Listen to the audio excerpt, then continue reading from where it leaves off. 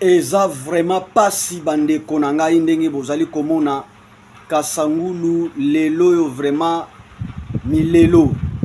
bandako ebele ekoti mai bamisusu batikali ni eloko ni télévision ni mbetu ni basani nyonso ekei yango force vive ya Kasangulu balancer cri d'alarme na bakonzi ya leta bosunga bino moko bozomona bino moko bozali komona makambo eleki na Kasangulu eza telema passe bandeko na ngai. C'est grave yango tosenga na leta vraiment zwa solution ya bandeko oyo sunga bango yonan osabone te pe na chaîne oyo. Abonnez-vous à la chaîne et ça la bien pour que aura takate ba information na biso.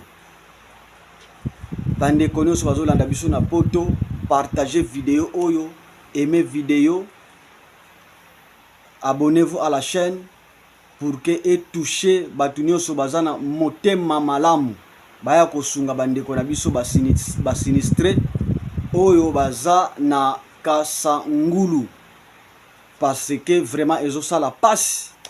tala biloko ebebi tala mai ndenge tondi kuna pe nzela pe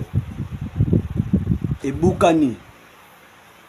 eza pasi na makambo oyo eleki na Kasangulu mbula ngo ebandaki depuis 0h eko sila presque ba 12h 13h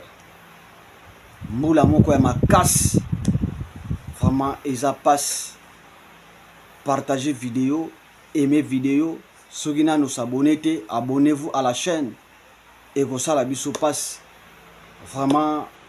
et tozo senga lisungi ya bakonzi ozala mutambongo vraiment kende ko sunga ba sinistre bato ba bebisi biloko nyonso ya ndako ekwei biloko nyonso ekei na mai batikali kaka ndenge bazali eza pasi. Vraiment eza pasi eza vraiment pasi bandeko na ngai ndenge bozali komona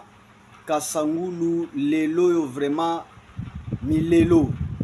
bandako ebele ekoti mai bamisusu batikali ni eloko ni télévision ni mbetu ni basani nyonso ekei yango force vive ya Kasangulu balancer cri d'alarme na bakonzi ya leta bosunga bino moko